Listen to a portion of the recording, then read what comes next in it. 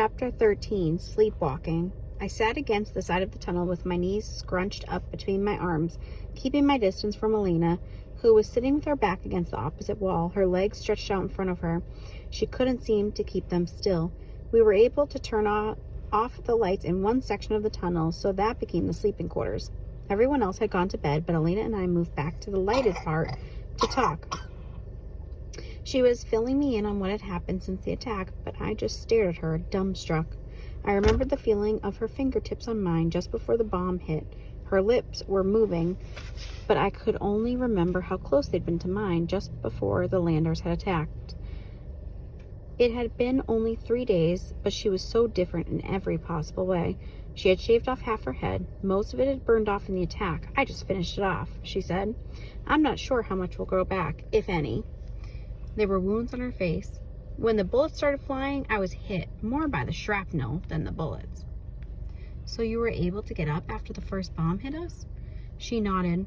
I was on the playground when another bomb went off. I woke up covered in rubble. By some miracle, the metal from the swing set had created a kind of roof over me. I was pinned, but not crushed. I could breathe, and I could see. I could also hear that the shooting had ended. I stayed as still as possible until I saw a chance to escape. Escape? It wasn't really an escape in the end. They all kind of left, and I got up and made my way down here. I'd seen your dad grab you and head for the roof, so I figured that's where everyone went. Everyone who wasn't killed. I swallowed the lump in my throat. Did you see him die? Elena shook her head. They'd all retreated to the middle of the field, trying to draw the fire away from the core scraper. I was running to help them, or die with them, when the second bomb knocked me out. We were silent for a long time. I stared at Elena while she rubbed her legs and stared at the ground. She shifted her head and looked straight into my eyes. Then, after what did you want us to call them, oh fearless leader? Landers? I nodded. She rolled her eyes. After the landers left, I snuck back into the core scraper through a crack in the roof. There were plenty of those. I grabbed some supplies from my apartment, changed, and hailed the elevator. To be honest, I was totally surprised that the elevator worked. So was I. If I'd known it was you. It took me a whole day to figure out a way to open that stupid blaster, by the way. Thanks for shutting it on me. I'm sorry. Elena held up her hand. I'm just hassling. It was a sound decision, real leadership, in fact. She actually gave me a little salute that didn't seem ironic. I saw black boots under the door. You were wearing red boots at the party. They were red, she said, lifting her leg so I could get a closer look. The boots had been scorched black, and the leather cracking and flaking. Elena's pants rode up her leg a bit, and I could see blisters and burns on her as well. She quickly tugged her pant legs into her socks. Are you okay? I asked, shaken.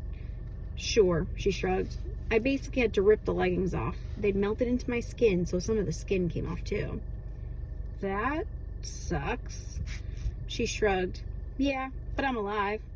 Once I was in the infirmary, I was able to put some cream on the worst burns. My legs feel better now, more irritated than painful. The infirmary. I'd forgotten all about Alec. Did you see Alec? I saw him. He's alive. I let out a relieved whew. I should say he was barely alive, more like a zombie. As soon as I came through the infirmary door, he came rushing at me with a scalpel. Luckily, I recognized him and yelled, Alec, it's me, Elena. One look at me and he just dropped the scalpel and stood there like a statue. So why isn't he with you? He followed me for a bit while I was walking around, looking for a way to turn off those stupid emergency flashers and get some real light down here. The emergency backup room? I looked for it. It's just past the entrance to Tunnel 4, but you probably didn't know that. Alex started muttering something about threes and rights and lefts, and then he just sat down on the floor and refused to move. I gave him directions to follow us. I figured that out pretty quickly, but he'd forgotten the first bit. Elena stared at me. But I know how your brain works, Christopher Nichols, and I figured if you ended with threes, you started with threes, so I headed down Tunnel 3. That's how you found the camp. She nodded. It took a while for the lights to actually kick in, which is why the kids looked so scared when I showed up, and then you blast out of the wall like that. I guess there are no adults down here? I shook my head. Didn't think so. She stared at the floor again. But Alec is still out there, I said. We have to go find him. Elena didn't move. I couldn't carry him in the dark. He was asleep when I left, hugging some crumpled up piece of paper. I'm sure we can find him in the morning. I calmed down, but my head was still swimming with questions. Wait, how did you open the blast door again? My dad was the foreman down here, remember? I knew there was always a backup system, even for the backup systems.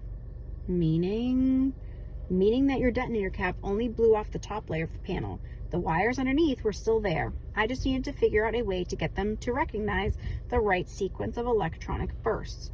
I tapped them together in different combinations until one of them finally worked. I must have looked skeptical. What, you think you're the only genius here? She smiled, a real smile, and for a moment I saw the old Elena. I smiled too. I looked for you right after the first bombs hit, I said. She closed her eyes. The smile vanished. Idiot, I said to myself. It was chaos up there. I was in a crater after the first bomb, then running through that black smoke, then under that pile of rubble. There was probably no way you'd seen me. The landers didn't, thank goodness. She paused and gave a deep sigh. They just marched straight at the field, firing at everything that moved, or didn't. I saw that too. She paused. You saw some. After you left. It almost sounded like an accusation. After you left, I heard them talking. They walked all around me giving orders. Some spoke English, some spoke Spanish. Some spoke other languages I couldn't pick up. They'd been waiting for the blackout. They are here to steal the ore. Any idea who they're working for? She shook her head. Once they finished attacking, they all got back in the ship and just took off. Which direction? South. I nodded, toward the main storage depots. Duh, they're pirates, Christopher. They'll take everything and leave us here to die. So they don't even know there are survivors down here? Elena gave an annoyed snort. Either they didn't see or they didn't care. What can a bunch of kids do, right? Something in her tone suggested she agreed. Even if they do know about us, they probably just figured we'll die of starvation. They might be right, Elena said. I saw what you left behind in the cafeteria. There's not enough food there to last more than a month. We'll find more. Elena smirked. The break rooms? There's not enough in those either. Where do you think all the extra food for the party came from? And how long do you think all those vegetables and stuff will last before they go bad, even in a refrigerator? I had actually thought of that, but it was not a cheery thought, so I changed the subject. Just one ship? Elena threw up her hands. Yes, one ship. One big ship. One big enough to carry them and their weapons. So they all left, I said, thinking out loud, which means we can go back into the core scraper for more salvage to help us survive. She stood up suddenly and glared at me. Her voice was trembling. Survival? That's your big plan? Survive. That's what we do. What we need to... She cut me off. Her eyes were blazing. We need to fight. That's what you should be working out. A battle plan. How do we fight those stupid landers? How do we kill them? Elena was now standing over me, her fists clenched so tightly her fingers were turning white. Her rage took me off guard. I stayed on the floor and looked straight ahead, avoiding her eyes. We can't fight them. Christopher, they killed our parents. They killed our friends. They killed children. I said nothing. We have to fight. I tried to sound as calm as possible. We are kids, not soldiers. Fighting the landers will guarantee we all die. This is a war. She punctuated each word with a poke of her finger. I shook my head. No, it's not. What we have here now is a different kind of mission. She snorted. You really are the same kid. The great mission and all that garbage. How's that working out for us? I ignored the jab. My father made me promise that I'd protect them. He made me promise to be a leader. You want to be a leader? Give those kids something to fight for. Now my anger rose and I glared at her. I am a leader, a fearless leader, as you keep telling me, and I have kept these kids, safe for a whole week. We have diggers. We can use them to move around, stay away from landers. We can find food and we can survive. We are still alive and we have a goal. She shook, her jaw clenched, her hands in tight fists. Just a few days ago, we'd stood even closer and she'd almost kissed me. Now, she looked like she wanted to kill me. What goal? To sit here and wait for the landers to actually come through that blast door? For the landers to leave? To die in some stupid cave-in or die after they leave, waiting for somebody to come save us? Earth has no idea what's happened up here. We can let them know, I said quietly. How? There's a beacon. I lifted my head and stared straight at her. She didn't seem as impressed as I'd hoped. A what now? She said, cocking her head. A beacon.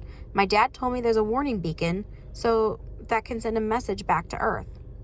So where is it? Did he leave directions? A map? Not exactly. Not exactly? Yeah, I think I had a map, but I lost it. You think? I nodded. I think your dad made it up to get you in the elevator and give you some bizarre sense of hope.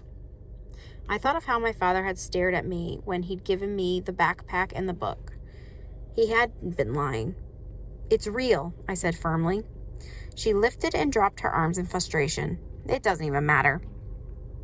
Why not? Your plan is to get all these kids searching a giant underground maze for weeks with no supply of food and water for something completely hidden and completely useless. We can use it to signal Earth. Elena scoffed. There's a blackout, remember? After the blackout ends.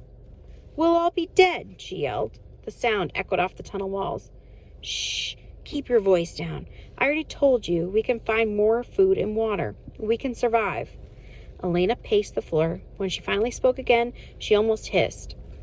You know how I said they were walking all around me as I lay there, burned, alone, and covered in junk? They weren't doing their morning exercise. They were laying bombs to destroy everything, including the terraforming equipment and the water reservoirs.